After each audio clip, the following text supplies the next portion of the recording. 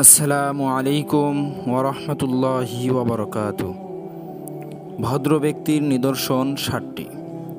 ফকি আবুল্লাইস সামরকান রহমতুল্লাহি আলাই কোনো বুজুর্গের উক্তি বর্ণনা করিয়াছেন।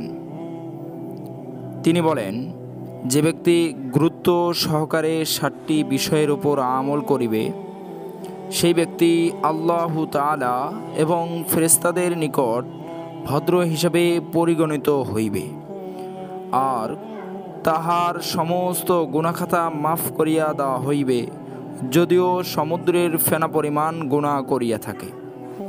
সে ঈমানের স্বাদ পাইবে, তাহার জীবন ধারণ ও মৃত্যু উভয়ই উত্তম হইবে। সুবহানাল্লাহ। ৬০টি আমল হলো এই: ১.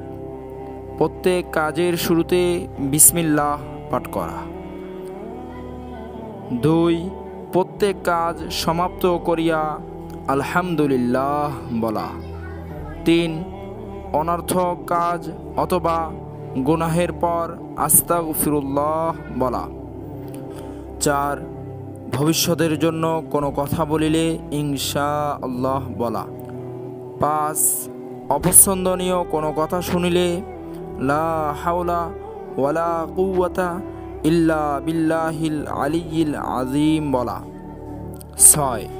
বিপদ আপদের সময় ইন্না লিল্লাহি ওয়া ইন্না ইলাইহি রাজিউন বলা। ৭. সর্বদাই কালিমা তাওহীদের ওজিফা করা।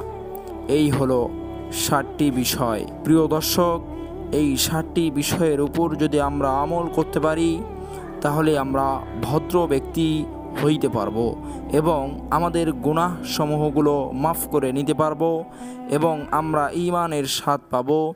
জীবন মৃত্যু উভয়ই আমাদের উত্তম হইবে ইনশাআল্লাহ।